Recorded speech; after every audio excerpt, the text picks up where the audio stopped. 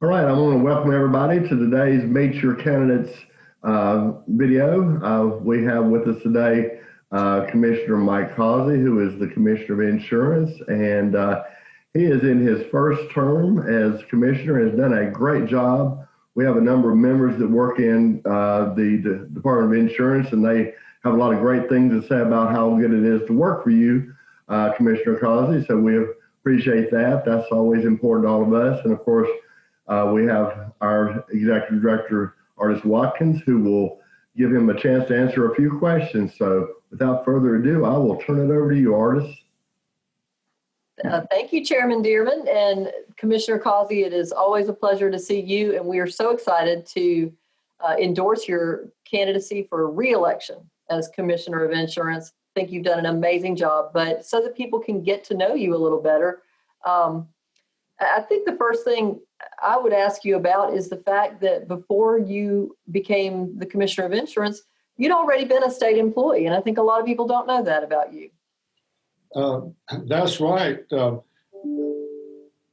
back a few years, I taught school in Guilford County Public Schools for a couple of years when they were really desperate. I mean, they were shorthanded with teachers, and I didn't have an educational background. I had a business background, but they persuaded me to come teach, and I taught middle school and high school both, and so I gained a deep appreciation for teachers. And then in 2012, 2013, I did apply for some state jobs and got hired by the Department of Transportation to head up their Adopt a Highway program. And that was one of the most fun jobs I ever had. And I'll never forget my manager talking to me about the State Employees Association. And he said, this is really the only organization that has your back as a state employee. And I never forgot that. And so I did join the State Employees Association and was a member during my time at the Department of Transportation. And in 2016, when I was asked to run again, I had run in 2012 for commissioner against Commissioner Goodwin. He edged me out in 2012, and I went to the Secretary of DOT and said I had been asked to run, but if I needed to keep my job, and if DOT didn't want me to, I wouldn't do it. And the secretary said, no, we encourage state employees to run for office. Just make sure you keep totally separate any campaign time and work time. I mostly campaigned on weekends, but I ended up winning in 2016. So now we're here for a rematch in 2020. But I have a great deal of respect for our state employees. They're the backbone of state government. And I think a lot of people in the general public don't realize how hard working many of our state employees are and their commitment. I have people in my department that have been there 25, 30. We have some that are on their 33rd year. They could have retired, but they're still dedicated to serving the people. And I recall DOT had one employee that had a total of 50 years of service. So there's still hope for all of us that want to keep working a little while longer. And it's just an honor and privilege for me to serve you in this role and to meet the great state employees I've met all across the state and here in Raleigh. Well, it's interesting because you do have a varied background of public service, but you really seem to have a passion for the position of Commissioner of Insurance. So tell me and tell the folks watching this, what have you done since you've become commissioner to change the department or the way things are done there? What really made you passionate about the Department of Insurance? Well, I have a background in the insurance business, and no offense to my attorney friends, we have a lot of great attorneys in this state, but my claim to fame, Ardis, I'm the first non-attorney insurance commissioner ever elected in this state. I have a background in civil engineering, construction management, and insurance. So I worked as a field engineer for a large general contractor. I know how to read a blueprint, and I spent over 25 years in the insurance business at all levels, from agent to agency manager to superintendent of agencies for North and South Carolina. So I happen to think it's a good thing for the people and state employees to have somebody that actually has experience as a state employee, experience in the insurance industry, and experience in the construction industry, because the Department of Insurance, not everybody knows this, it regulates so many things that impact your pocketbook every day. We're the chief building inspector for the state. We regulate engineering codes, manufactured building, which are mobile homes, modular homes, and we have some great industries in this state, plants that manufacture those products. We regulate bail bondsmen, collection agencies. We have sworn law enforcement officers that are actually state police that can make arrests in all 100 counties. So we really go after insurance fraud and arson, things like that. And I'll tell you one quick thing. When I took office, we had no attorneys that were prosecutors that could work with our district attorneys. So I found out from the criminal investigation division that we really needed more people. We were shorthanded in the criminal investigations. They had only been able to cover 57 counties in 2016 with making arrests. And I asked what the problem was. They were only able to fully investigate about 12% of over 5,000 criminal complaints. The Department of Insurance averages 20 criminal complaints a day coming in the door. So it takes a lot of people to look at these and investigate. And when I asked the question, why are we only able to fully investigate 12%? They said we only have 20 sworn law enforcement officers to cover the whole state. Some of those are in management and in the office. So we had no attorneys to prosecute cases. So it was taking sometimes 2 or 3 years for these insurance fraud or arson cases to get through the courts. We had a backlog in some of our fire department ratings inspection. And I said, why we have this backlog? And they said, well, Commissioner, we only have 5 fire department inspectors to cover 100 counties. So I went to the legislature, and I think Ardis is aware of how hard we had to work, because, you know, the legislature wants to cut jobs. And I'm saying, look, we need to add some positions. And I thought it would be easy because the Department of Insurance is self-funded. We generate hundreds of millions of dollars in revenue to the general fund. We issue over 600,000 licenses a year. We license electrical contractors, plumbing contractors, bail bondsmen, surety bondsmen, insurance agents, brokers, and just all sorts of things, building inspectors.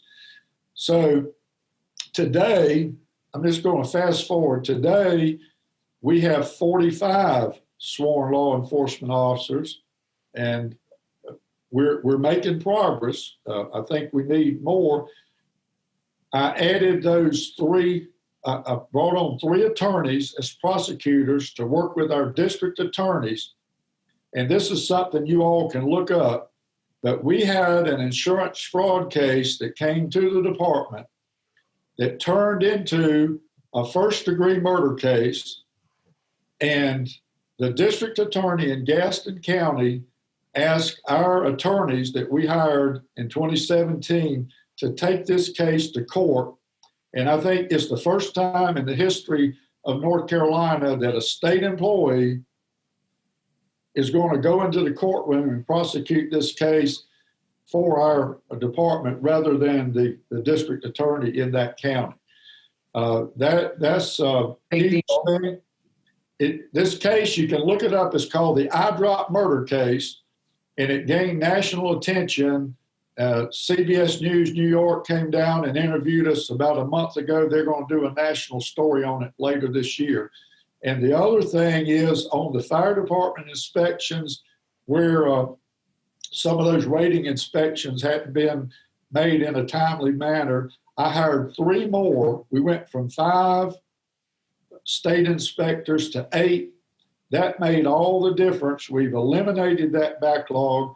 And what it's meant for the people is over 300 fire departments in North Carolina have received improved safety class ratings. I went to the city of Rocky Mount week before last and presented Rocky Mount a class 1. The next night I went to the city of Hickory, presented their city council and mayor with a class 1. And we have more class 1, 2, 3, and 4 fire departments now than ever before.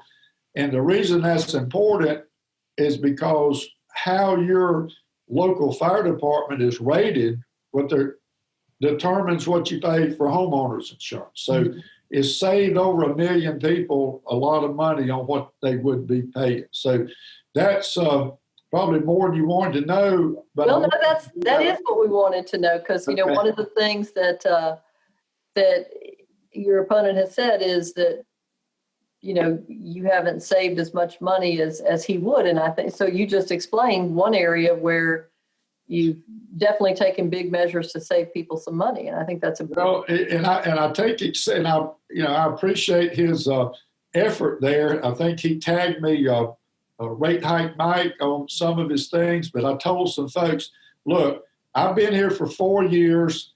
He was here as commissioner for 8 and in the department 4 years prior to that as an attorney.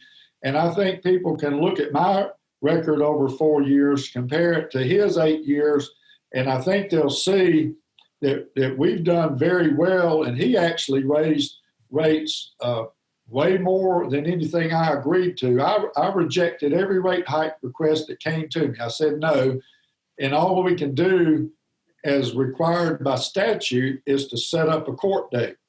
We did that. The companies are allowed to come to the commissioner and negotiate, so I'm always willing to talk. And I negotiated settlements on automobile and homeowners. With automobile, the industry wanted almost a 14%, 13.8% hike. We negotiated a 2% statewide settlement. We've consistently kept North Carolina in the top 10 lowest automobile insurance rates in the nation, which I think is good. We've kept the insurance industry healthy. And on homeowners, the industry wanted about a 20%, some areas 30% increase. I said no. We negotiated average 4.7% statewide settlement, and I compare that with my opponent in 2009 approved a 7% increase on homeowners. So I think, just compare the facts, and I think people will see we've done the right thing. You've got to keep the insurance industry healthy. You can't run them out, or that's going to hurt all of us. Right. And another, in addition to the fact that all of our members are interested in what they're paying on their car insurance and their home insurance, they're very interested in their safety on the job. And that's another area where we have to say a big thank you to you as commissioner, because when this pandemic, COVID-19 hit this country, it threw everyone for a loop, and government agencies were no exception. People were trying to figure out how to get the work done, have the accountability to the taxpayer, but take care of the safety of the employees. And I have to say, when there was an issue, as it has been everywhere, where there was a question about COVID-19 in the building, you were incredibly responsive when we called you and said that some of the employees were concerned. I think you sent out a letter to your employees about that the next day. Cannot thank you enough. Just huge. Let me make one comment. None of us knew anything about coronavirus coming into 2020. Who would have guessed we'd be where we are today? it's been a learning experience all year. But when I first heard about it, it was the 1st of February, and we're hearing about, hey, this is going to be a virus that's like the Spanish flu of 1918. People were beginning to panic because nobody really knew. You know, early on there was talk about should people wear a mask, not wear a mask. They said, no, don't wear a mask. And the first thing I did when we learned about COVID-19 and coronavirus is I called the health insurance companies and said, look, we don't know what's going to happen here, but get with the medical providers and let's make sure that we have people covered for medical visits by a computer, a telehealth, if you will, telephone conferences, whatever, but let's make sure people can access medical care without having to physically go to the doctor's office. And I'll applaud the health insurance industry and the medical providers because they got that done early on, and I was real happy to see that. And then about the middle of March, I was talking with the CEOs of some of our largest insurance companies, and I recall a conversation with the CEO of Allstate, and he said, well, 95% of our employees worldwide are working from home. And at that point, state employees were beginning to work from home. He also said they've noticed that with more employees working from home, people driving fewer miles, people were having fewer accidents, and these companies were making more profit. And I can't order them what to do under our statutes with what they do with profits. But I said, look, see if you can't come up with some ways to pass this savings on to the consumer. These folks are hurting.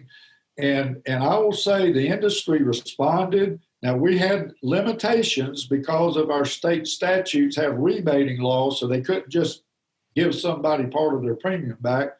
That would be against the law. But companies like Farm Bureau and other State Farm, other mutual companies, they found ways to give direct checks to the consumers in the terms of dividend checks. Other companies gave premium credits, so millions of people got help that way. The other thing I did is I issued, under my authority as commissioner, I issued a mandate to all insurers that no insurance company could cancel anybody's insurance policy for non-payment of premiums because we had so many people that had lost their jobs, especially the people working in the restaurants and the other service industries. And we did that initially for 30 days and we extended it 2 more times. It wasn't a gift, but it was a premium deferral. But the policyholders were protected and those policies couldn't be canceled. So those were just some of the things that I did. And we experimented with different things. We had some employees that never wanted to work from home that came in every day, and I applaud those employees. But what we ended up doing was giving the employees the option. You know, would you rather work from home or would you rather come into the office? And it's worked out very well for us. Well, we really, again, we can't thank you enough for being so immediately responsive to talk to us about it and just so caring about your employees. And so these are some of the many reasons why SEANC is giving a full-throated endorsement to Commissioner Causey for re-election this year. Couldn't be more excited about it.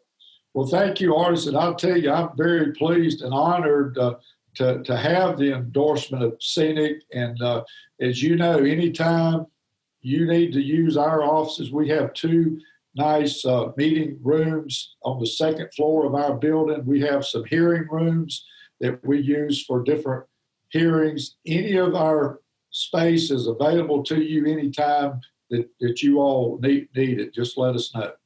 Well, we thank you. If they have any questions on my campaign, go to my website, MikeCauseyNC.com. All right, Mike. Thank you so much for joining us. As you can see, we've got another great endorsement here. I want to encourage all of our members to get out and make a plan to vote if you haven't already.